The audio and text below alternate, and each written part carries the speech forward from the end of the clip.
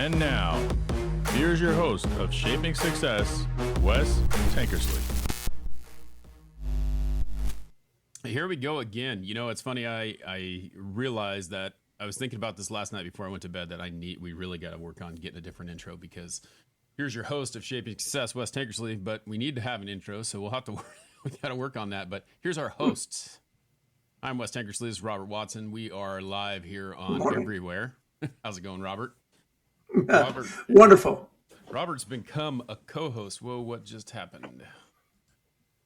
Interesting. There we go. Where are we? Nice. You disappeared on my screen for a minute. Now we were back. All right. So anyway, that's Cool. on the other end of the world. We're on TikTok here. Thanks for hanging out with us. Make sure that you subscribe, like, follow to get all of the whole thing wherever you want to. We're live on YouTube, Facebook, everywhere else. We appreciate y'all being here. We have Nikki in the chat room there. She's kind of our moderator for the TikTok-y. We do answer questions and things like that. And I want to kind of talk about a few things today too, but this is Monday. Wednesday, we've been going through Robert's book. If you guys haven't checked it out, Ars Victorious, What Makes Life Better. Great book.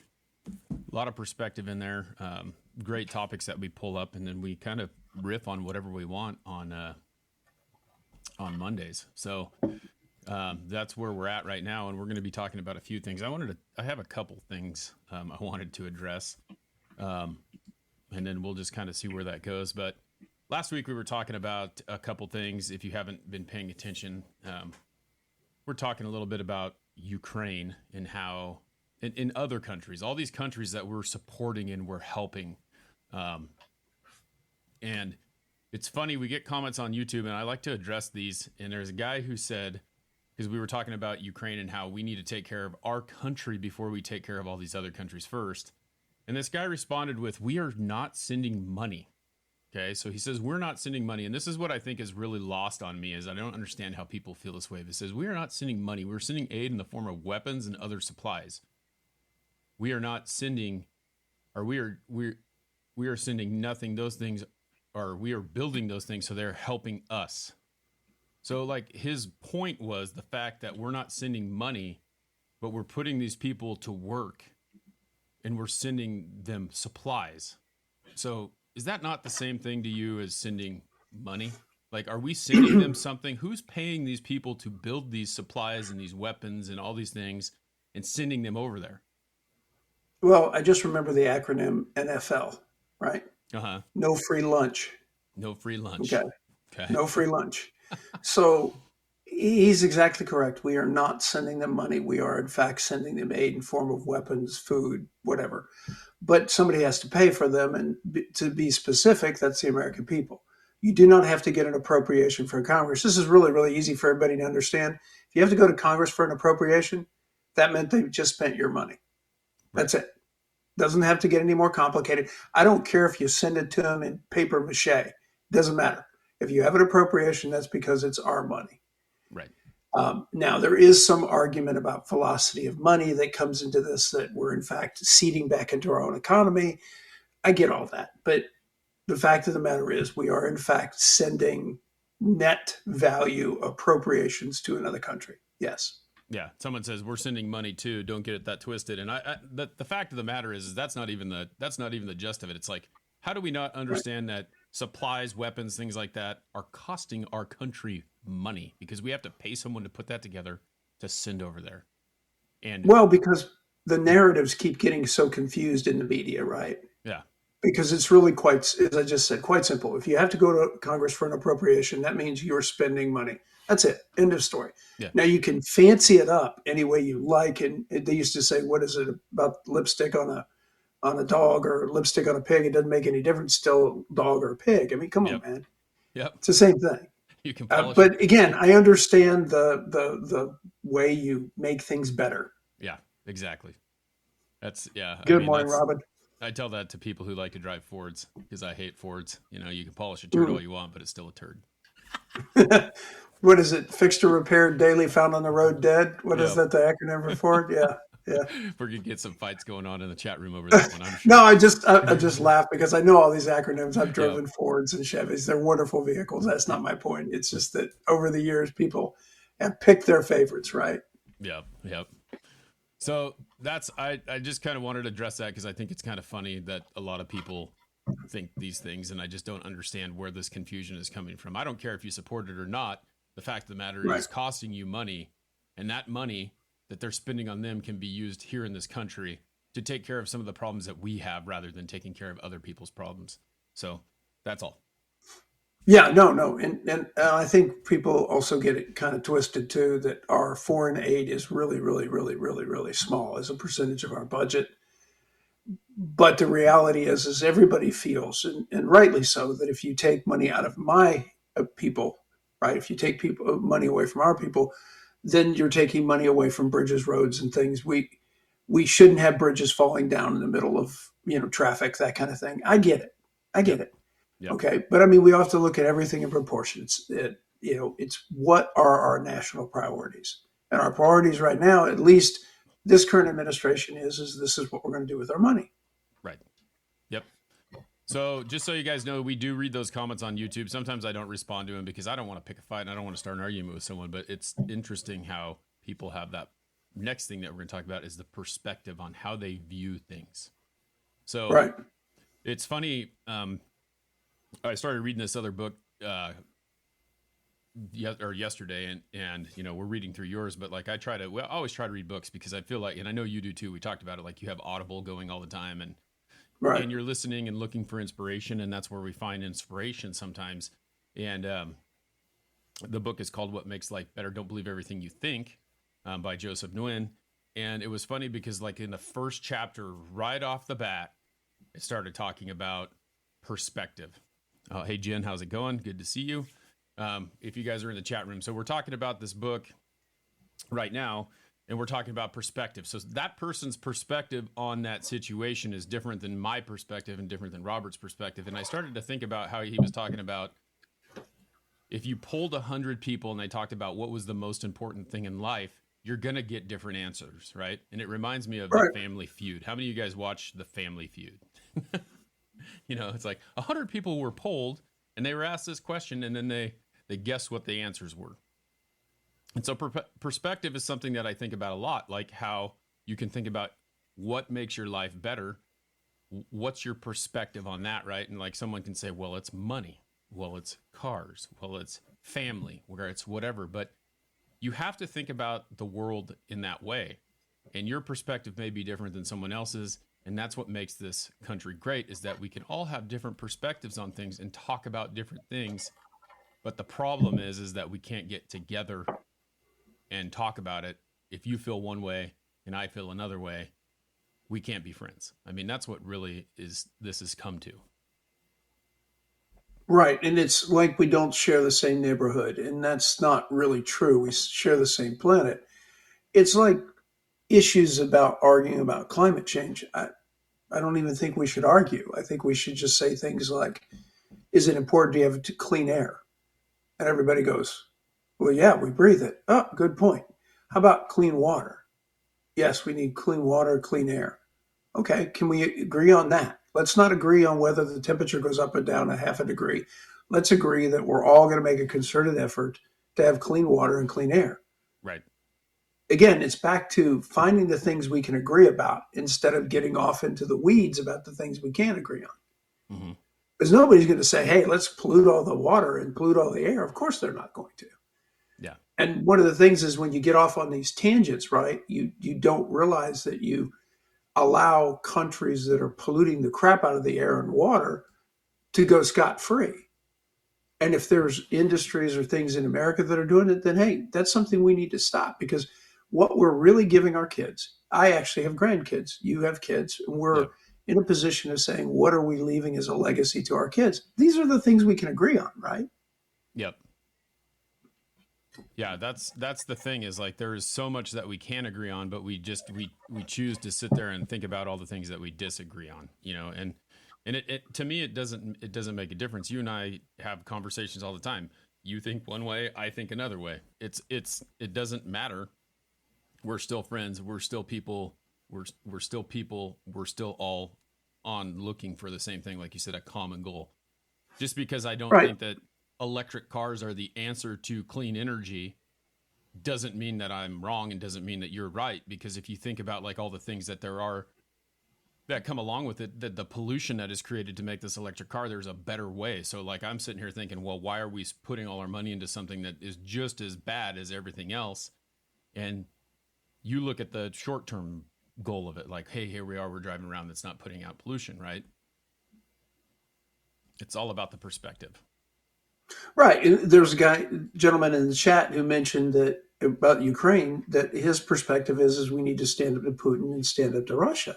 Right. And that's a perspective on why we need to provide aid to Ukraine. I can go through the list of narratives that are running. For example, one of them is we need to defend democracy. Another one is we need to defend democratic values. It's in our national interest. I can go on and on. Right. Because that's my area of research is strategic narratives. In other words, what are we saying that are our perspectives that people can grab a hold of and say, I agree, right? Yep. And like you said, it may be your biggest issue is we need to stand up to Putin or we need to stand up to whatever. That's what we need to do. Right. Okay, I get it. That's one perspective, right? Mm-hmm. Another perspective might be, hey, he's not threatening us. We don't have to worry about it. Right.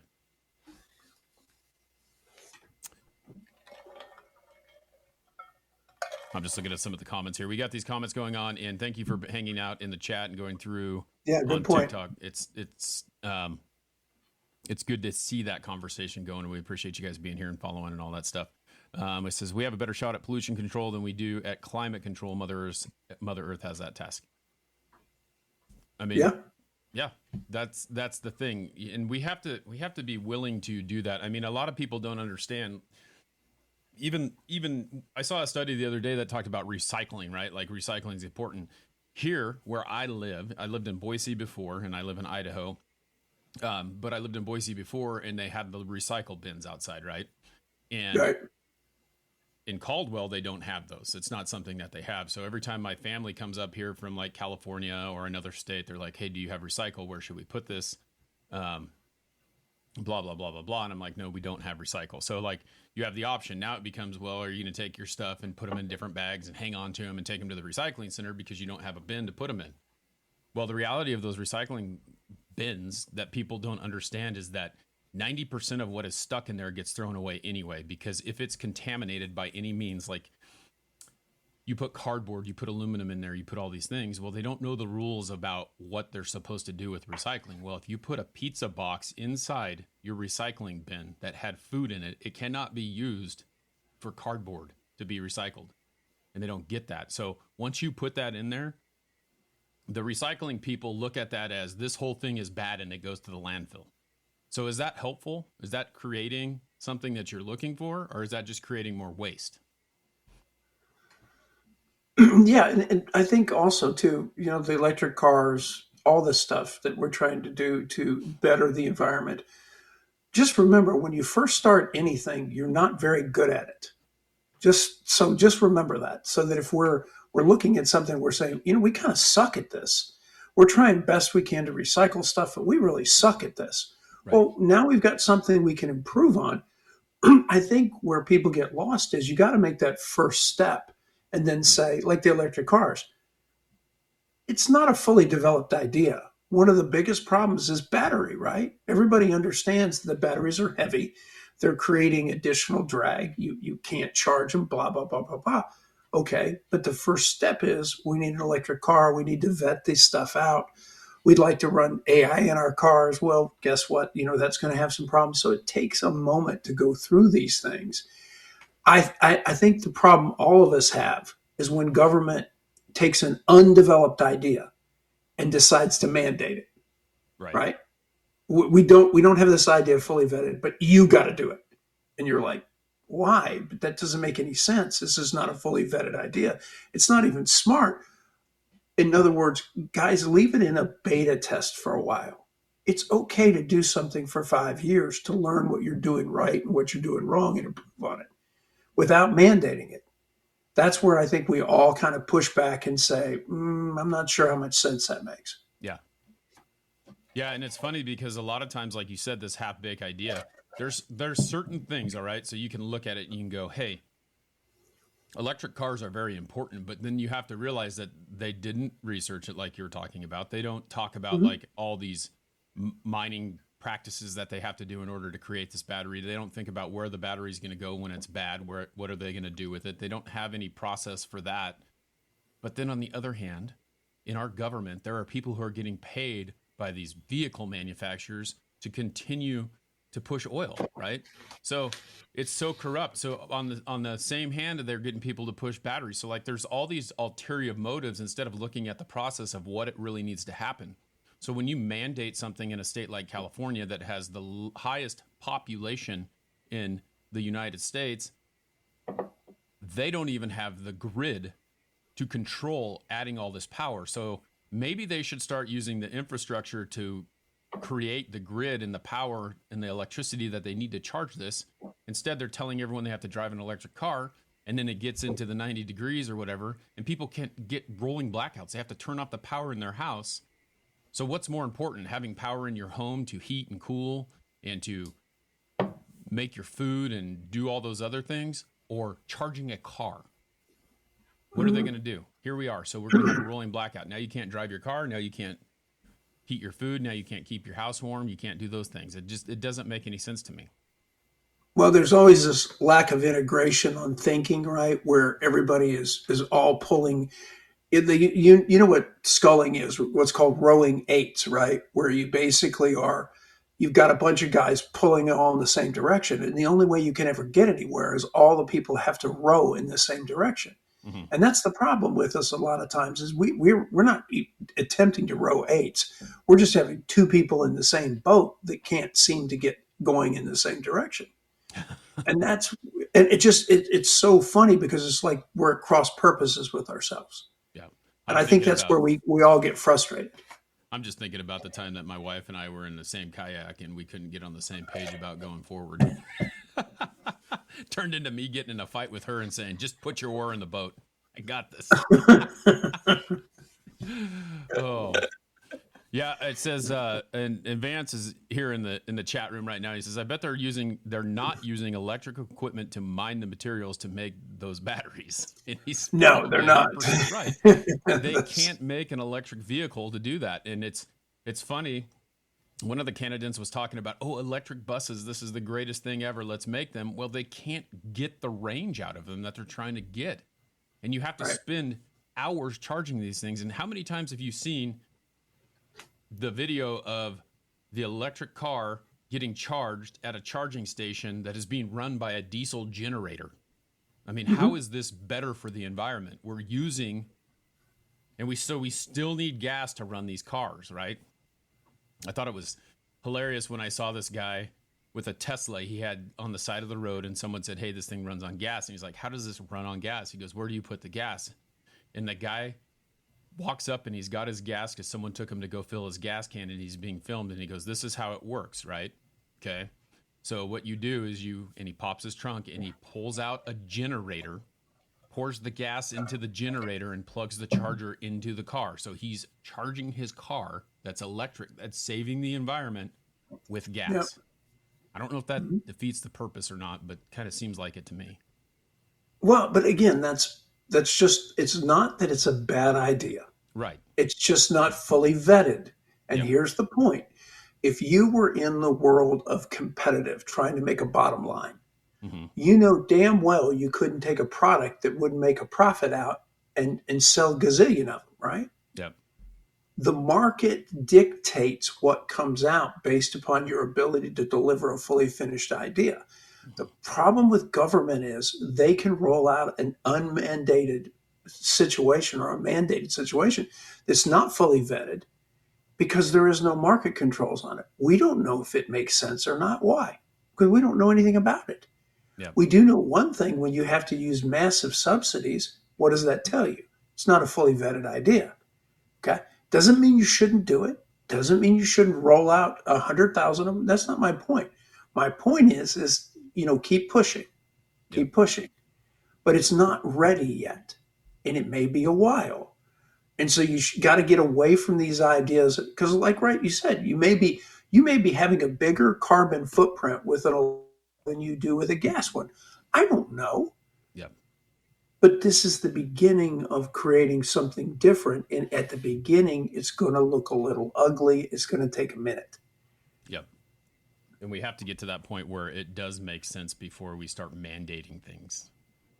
Yeah. Yeah. You just got it. And also, you got to stop looking at things as the second coming of something where, oh my gosh, it's a revolution. Well, it's a revolution when you've had it in place for 10 years and it works. Right. That's a revolution. A revolution is new things. We get really fixated like little kids with a new thing. You put something in front of their face and the new things attracts them. They drop what they have in their hands. That's a lot about what we see in our situation too. Here's a new thing. Let's try it. Yep. Again, not fully vetted. Exactly. Well, let's take this full circle and talk about how you can use this in life, because I think that a lot of people get lost in perspective, and you and I have this different perspective on things. And, when you think about failure, and that's where I want to pull this back into, is like we think about failure in life when we're trying to do something, when we're trying to be better. And we go to sports all the time because you and I really use that as a tool or fuel to keep that fire burning. But when you fail at something, right? And the easiest one for me is always baseball, and that's why I love the sport, because you think about a guy striking out. He struck out that time. That doesn't mean that the game's over. It doesn't mean that he doesn't get another chance. But the perspective becomes, if you quit, you're done. Like if you fail, you're done. A lot of us get to that point where we have a goal and something that we're going to do, and the first time that we do whatever it is, we fail. We don't give it another shot because we figure that we can't do it again. Well, I'm challenging you to switch that perspective to the fact that just like a batter in a baseball game, you can get back in there and you can face the same guy and you can succeed if you're willing to go back in there and change the way that you did it. And that's what failure is about for me, is trying to figure out a different way to get a different outcome, even when the first outcome that you got wasn't what you were expecting. Yeah, and I had this phrase, I guess, a couple of days ago, within the last couple of days, winners are just losers who didn't quit. Exactly. Okay. It is really that simple because there isn't anybody. They have this great speech that Peter Sampras delivered. I think it was to Stanford, right? And he said, "You don't understand. A guy who wins title after title after title barely wins like 52% of his match points. I mean, of his points. 52%. He said, "You don't understand. Hall of Fame in baseball takes what batting average? About 325? Yep. Right? That is less. We have to understand it. Slightly less than 1 in 3. Mm-hmm. That means that you failed 2 times and succeeded once, and that puts you in the Hall of Fame. Yep. And that should really put it in perspective, because you think about how hard it is to do that or how easy it might be, right? Like that's the thing. Like you have to think a lot about that. So you said 1 out of 3, but if you think about it, like if you, in terms of people, if you're not real good at math, at 10 times, at 10 at bats, they hit a little over 3 times out of 10 at bats, a little over 3. Because 3 is 300, right? So we're a little bit over that. So that is amazing. And I think about that. Someone told me once of golf, like I wanted to break 100. And he goes, well, just think about it this way. Bogey every hole. Then what? And you're sitting there thinking, well, I got to par every hole, right? Because that's what we're trying to do. But bogey every hole, and then what? You're under 100. Because it's not that hard, but you have to think about that. You have to put it into that perspective. The idea is that, well, I want to be here, but I'm trying to get there, and how do I do it? Carl, thanks for joining us in TikTok. Yeah, we've got a great group of people in TikTok. I love to see that growing. I appreciate you guys hanging out. We do this 2 days a week, Monday and Wednesday. We'll be talking about Robert's book Wednesday. We're getting close through that Ars Victorious. You guys should go check that out.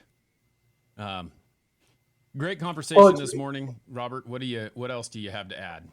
Well, it was interesting because there's a quarterback in the NFL named Dak Prescott. He's a quarterback of the Dallas Cowboys, and he's up for a new contract. And you lay his stats down against Patrick Mahomes. Okay. Patrick Mahomes has played in 4 Super Bowls, won 3 of them, lost 1 of them. He lost the one to Tom Brady.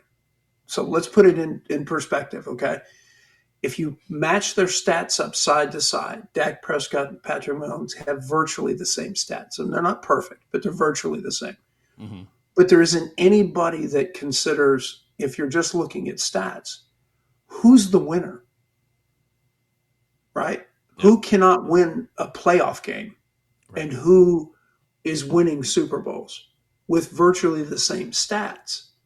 And the reality is that winning and losing is a wisp of a difference, Yep. right? A wisp of a difference. Because the stats can be one of the things that happens in football, especially when you're behind, you put up big stats. If you're Right. playing behind, you get stats, especially in the third and fourth quarter, right? Mm-hmm. So your stats can be extremely inflated, right? And you can also blow a lot of people out and not win a lot of close games. So again, statistics are kind of the point of the difference between winning and losing. For example, baseball was 1-3 gets you to the Hall of Fame, 1-4 gets you cut. If Yep. you hit on average 1-3, you go to the Hall of Fame. If you only hit 1-4, you get cut. Yep. That is wow. I mean, I never really look thought at the about that, wisp. but that is 100% true. It's like you're one hit away from. Yes. Yes. Or going to the Hall of Fame. I mean, that's Yeah. extraordinary. But again, everywhere you see these difference between winning and losing, it really is wispy thin. Yep. And what it is who can put up the stats, who can do the job when it really matters most, Right. right? Yeah, and I mean, you look at that. That's the first thing that came to mind is like Prescott is begging for this huge contract, right? Appreciate it, Vance. Appreciate you hanging out in the conversation. We will be doing this Wednesday as well. So yeah, I mean, it's amazing to think about that because you look at Prescott. I never compared the stats on those two. Mm-hmm. It doesn't surprise me that they're the same, but what it comes down to is he does not make it happen when it counts. He does it all season, but he can't make it happen when it counts, which is in the playoffs. And that's what's funny to me and I'm gonna bag on the Dodgers here real quick because I think it's amazing because I'm a big Giants fan. And when the Giants won those 3 World Series, they did it with less money, less people, less product than what the Dodgers keep trying to do by buying a championship and putting all these big name players on their team, and they still cannot make it happen when it counts. And that's what's crazy is you can have all this money, you can have the best players in the world, but you don't make it happen. You could have the highest payroll in the NFL and you can't make it happen.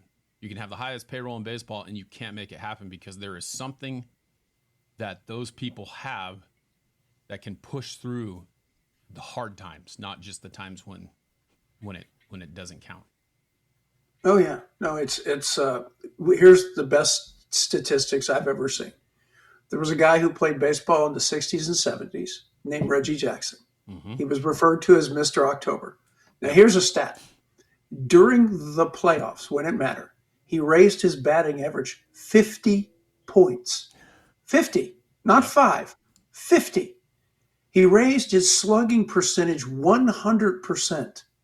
Okay? In other words, he was basically a 1-in-3 hitter, just under that during the regular season. But Right.